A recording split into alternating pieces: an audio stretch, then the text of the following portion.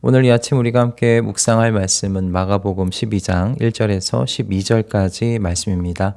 이 말씀 함께 읽고 오늘 이 아침 우리에게 주시는 하나님의 말씀의 은혜를 함께 나누도록 하겠습니다. 예수께서 그들에게 비유로 말씀하기 시작하셨다.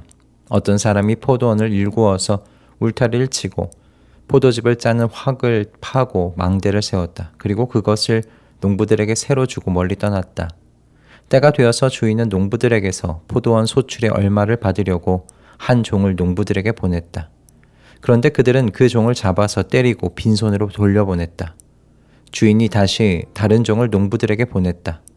그랬더니 그들은 그 종의 머리를 때리고 그를 능욕하였다. 주인이 또 다른 종을 농부들에게 보냈더니 그들은 그 종을 죽였다. 그래서 또 다른 종을 많이 보냈는데 더러는 때리고 더러는 죽였다. 이제 그 주인에게는 단 한 사람, 곧 사랑하는 아들이 남아 있었다. 마지막으로 그 아들을 그들에게 보내며 말하기를 그들이 내 아들이야 존중하겠지 하였다. 그러나 그 농부들은 서로 말하였다. 이 사람은 상속자다. 그를 죽여버리자. 그러면 유산은 우리의 차지가 될 것이다. 그러면서 그들은 그를 잡아서 죽이고 포도원 바깥에다가 내던졌다. 그러니 포도원 주인이 어떻게 하겠느냐? 그는 와서 농부들을 죽이고 포도원을 다른 사람들에게 줄 것이다. 너희는 성경에서 이런 말씀도 읽어보지 못하였느냐? 집을 짓는 사람이 버린 돌이 집 모퉁이의 머릿돌이 되었다. 이것은 주님께서 하신 일이요 우리 눈에는 놀랍게 보인다. 그들은 이 비유가 자기들을 겨냥하여 하신 말씀인 줄 알아차리고 예수를 잡으려고 하였다. 그러나 그들은 무리를 두려워하여 예수를 그대로 두고 떠났다. 아멘. 어제 새벽 저희는 주님께서 입만 무성한 옛 성전을 뿌리채 허무시고 저와 여러분 안에 새 성전을 시작하셨다는 말씀을 함께 나누었습니다. 종교적 껍데기로 가득했던 그 낡은 집을 폐기하시고 저희를 하나님이 직접 거하실 궁전으로 세우셨다는 말씀이었죠. 그래서 오늘 말씀에서 중요한 한 가지를 이어서 나누려고 합니다. 바로 새 성전이 된 저희의 삶. 이 성전을 지탱하는 것이 무엇인가 하는 것입니다. 새 성전이 된 저와 여러분이라는 이 건물을 지탱하는 기초가 무엇이냐라는 이 질문에 대한 답을 오늘 말씀 속에서 함께 생각해 보고자 합니다. 이 질문에 제가 개인적으로 좋아하는 한 인물이 떠올랐습니다. 바로 디트리 본 회퍼라는 독일의 목사님입니다. 그는 나치에 저항하다가 체포되어 감옥에 gat혔는데 이분의 이력이 화려합니다. 그는 명문가 출신이었고요. 아버지는 베를린 대학의 저명한 정신의학 교수였습니다. 본 회퍼 자신도 21살의 박사학위를 그리고 24살에 교수 자격을 받을 정도로 천재적인 재능을 가진 사람이었죠. 그런데 정말 세상이 이야기하는 이 좋은 기초를 다 가진 사람이 나치에 체포되는 순간 그가 가진 그 모든 것들이 그를 지켜주지 못한다는 것을 경험하게 됩니다. 그가 가진 모든 기초가 나치에 체포되는 순간 무너져 버렸어요. 이런 상황 속에 처했던 본 회퍼 목사님이 감옥 안에서요. 윤리학이라는 책을 남깁니다. 그 책에는 이런 그의 고백이 나와요. 예수 그리스도 안에서 하나님의 현실이 이 세상의 현실 안으로 들어왔다. 예수 그리스도를 무시하는 모든 현실 개념은 추상에 불과하다. 전 처음에 이 말이 뭔가 싶었습니다. 그런데 찬찬히 생각하면서 그 뜻을 알 수 있었어요. 히틀러의 군사력, 나치의 힘은 진짜 현실 같아 보입니다. 모든 사람들이 그 힘 앞에 굴복하죠. 그런데 본 회퍼는 이렇게 말하는 거예요.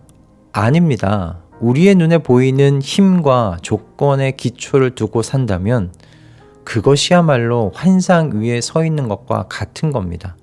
오직 이 세상 안으로 들어오신 예수 그리스도만이 진짜 현실이고 그분만이 삶을 지탱하는 유일한 기초이십니다. 여러분 모든 것을 잃고 감옥에서 삶을 마감한 본 회퍼가 도달한 바로 이 고백. 그 뿌리가 바로 오늘 본문에 나타나 있습니다. 마가복음 12장 1절에서 12절의 포도원 수작인의 비유, 포도원 비유의 끝에서 예수님께서 시편 118편을 인용하시며 이렇게 마무리하셨지요. 집을 짓는 사람이 버린 돌이 집 모퉁이의 머릿돌이 되었다. 이것은 주님께서 하신 일이요 우리의 눈에는 놀랍게 보인다. 여러분, 오늘 이 말씀이 여러 상황 가운데 현재와 미래를 살아가야 하는 우리 모든 가족들에게 위로와 격려의 말씀으로 다가가는 오늘 아침이 되어지기를 소망합니다. 오늘 본문의 말씀은 마가복음 11장 27절에서 예수님에 대한 권위 논쟁으로부터 비롯되었습니다. 도대체 성전 안에서 예수님께서 그런 일을 할 수 있는 권위를 도대체 누가 주었느냐라는 그런 질문이었어요. 이 질문을 예수님께 던진 사람들에게 권위는요, 오늘날로 말하면 국회에 인가가 났느냐라는 겁니다. 경찰청장이나 법무장관이 허락한 것이냐와 같은 직위와 제도적인 힘입니다. 그들에게는 이런 것들이 세상을 움직이고 지탱하게 만드는 기초라고 여기고 생각했던 거죠. 이런 사람들에게 예수님께서요, 오늘 포도원의 비유를 하시는 거예요. 비유의 내용은 앞에서 읽은 대로 포도원의 주인이 그 포도원을 농부들에게 맡기고 멀리 이제 떠납니다. 그리고 수확할 때가 돼서 주인이 종을 보내서 열매를 받아오게 시키죠. 그런데 농부들이 주인이 보내는 종을 거듭거듭 때려요. 그리고 세 번째 보낸 종은 급기야 죽이기까지 합니다. 자, 그러자 주인이 마지막으로 사랑하는 외아들을 보냅니다. 그래도 농부들이 내 아들은 존중하겠지 하고 말입니다. 그런데 농부들이 어떻게 했습니까? 이 아들은 상속자니까 죽이자. 그러면 이 유산을 우리가 차지할 수 있게 된다. 그리고 정말 아들을 죽여서 포도원 밖으로 내던집니다. 농부들이 왜 이렇게까지 끔찍한 일을 벌인 건가? 이 포도원을 자기 걸로 만들려고 한 거죠. 실제로 유대인의 법은 상속자가 없는 토지는요, 경작하던 소장농이 소유권을 주장할 수 있게 되어 있어요. 이런 걸 알고 치밀하게 계산한 살인인 거예요. 그러니까 하나님께서 맡기신 것을 자기의 것으로 만들기 위해서 하나님이 보내신 아들까지 밀어내고 버린 겁니다. 그리고 이 비유는 그대로 며칠 후 현실이 되어버리잖아요. 이 종교 지도자들의 손에 예수님께서 예루살렘 성문 밖 십자가 위에서 죽으세요. 건축자들이 돌을 버렸다는 건 이렇게 예수님께서요, 자신들의 삶의 구조에 맞지 않으니 필요 없다고 여기고 던져버렸다는 그런 의미입니다. 여러분, 왜 이들에게 예수님이 필요 없으신 건가요? 자신들에게는 이미 다른 기초가 있으니까요. 대제사장이라는 직위, 산헤드린이라는 정치적인 힘, 성전 장사에서 나오는 이 어마어마한 경제적인 이권, 이들에게는 이런 것들이 자신들의 삶을 지탱해주는 기초였던 겁니다. 그러니 이 기초를 위협하는 대상은 그것이 무엇이든 이들에게는 쓸모없는 돌일 뿐입니다. 하나님께서 보내신 하나님의 아들이라 할지라도요. 그런데 보네포의 말을 빌리면요, 이런 것들 위에 삶을 세우는 건 환상 위에 서 있는 것과 같은 것이죠. 직위, 정치적인 힘, 경제적인 능력, 여러분, 이 모든 것들은 한순간에 사라질 수 있는 것들이기 때문입니다. 환상이지요. 물 위에 핀 아침 안개와 같은 것일 뿐입니다. 그럼 성도에게 삶을 지탱하는 실제적인 기초, 능력은 무엇이냐? 시편 118편의 말씀이 답입니다. 집을 짓는 사람이 버린 돌이 집 모퉁이의 머릿돌이 되었다. 이것은 주님께서 하신 일이요 우리 눈에는 놀랍게 보인다. 하나님께서요, 세상의 권력자들이 쓸모없다고 버린 돌, 예수 그리스도를 건물에서 가장 중요한 모퉁이돌로 삼으셨다고 말씀하세요. 모퉁이돌이란 이 말이 매우 중요합니다. 헬라어로 케팔렌고니아스인데요. 건물의 기초를 이루는 추춧돌이거나 아치를 완성하여 건물이 무너지지 않게 꽉 잡아주는 돌을 의미합니다. 즉, 모퉁이돌은 건물 전체의 무게를 감당하고 건물을 하나로 결합시키는데 매우 중요한 역할을 하는 돌이에요. 그러므로 이 돌이 빠지면 건물은 무너지게 됩니다. 이 돌이 있어야만 건물이 바르게 서 있을 수 있어요. 하나님께서 예수 그리스도를 이런 분이 되게 하셨다는 겁니다. 여러분, 어제 저희는 하나님께서 저와 여러분을 성전이 되게 하셨다는 이야기를 나누었습니다. 우리가 잘나서가 아니었습니다. 내 능력이 출중해서가 아닙니다. 오직 하나님의 일방적인 은혜로 저와 여러분이요, 하나님이 거하시는 궁전으로서 성전이 되게 하셨어요. 그런데 하나님께서 하나님이 거하실 궁전, 성전을 지으실 때 이 성전의 모퉁이돌로 무엇을 쓰시겠습니까? 방금 주님께서 하신 일이 뭐라고요? 집을 짓는 사람들이 버린 돌로 집 모퉁이돌이 되게 하셨다고 말씀하십니다. 여러분, 예수 그리스도께서 하나님께서 거하시는 성전된 저와 여러분의 모퉁이돌이 되신 겁니다. 이 말씀처럼요. 우리는 예수 그리스도 위에 삶을 세워가는 사람들이 되었습니다. 예수 그리스도에 의해서 삶을 지탱하게 된 사람들이 된 사람들입니다. 예수 그리스도의 능력 안에서 서로가 연결되어 함께 지어져 가게 된 성전이 된 사람들입니다.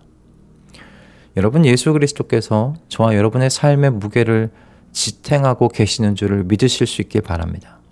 미래에 대한 걱정, 현재의 고통, 경제적인 불안과 관계의 모든 어려움, 여러분, 이 모든 하중을 여러분이 혼자 버티는 게 아닙니다. 모퉁이돌이신 예수 그리스도께서 가장 크게 감당하고 계시다는 사실을 여러분 믿으실 수 있기 바랍니다. 그러니 여러분의 힘과 능력을 여러분의 삶의 기초라고 착각하지 마십시오. 성도의 삶의 기초는 언제나 성도의 힘과 능력이 아니라 예수 그리스도에게 있음을 여러분 잊지 마시기 바랍니다. 예수 그리스도를 모퉁이돌로 삼는 이상, 예수 그리스도를 모퉁이돌로 삼는 이상 여러분, 그 건물은 절대 무너지지 않습니다. 앞에서 말씀드린 본 회퍼는 1945년 4월 9일 교수형으로 형장에 이슬이 되었습니다. 그런데 본 회퍼는 함께 수감되어 있던 동료에게 이런 말을 남겼다고 해요. 이것이 끝입니다. 그러나 나에게는 생명의 또 다른 시작입니다. 수용소에서 의사로 있었던 사람은 본 회퍼를 이렇게 회상했다고 해요. 50년 가까이 의사로 일하면서 하나님의 뜻에 그토록 온전히 자신을 맡긴 채 죽어가는 사람을 나는 본 적이 없어요. 그는 죽음 앞에서도 무너지지 않았습니다. 그가 남긴 말로 생각하면 이유는 단 한 가지죠. 그의 삶이 모퉁이돌이신 예수 그리스도 위에 놓여 있었기 때문입니다. 여러분, 오늘은 고난주간의 셋째 날 아침입니다. 여러분의 삶의 기초가 어디에 놓여 있는지 점검하시는 아침 되시기를 바랍니다. 내 삶의 무게를 지금 무엇이 버티고 있는지, 내 능력인가, 내 통장의 잔고인가, 아니면 내 경력인가. 여러분, 이 모든 것들은 언제든 무너질 수 있는 기초란 사실을 기억하시기 바랍니다.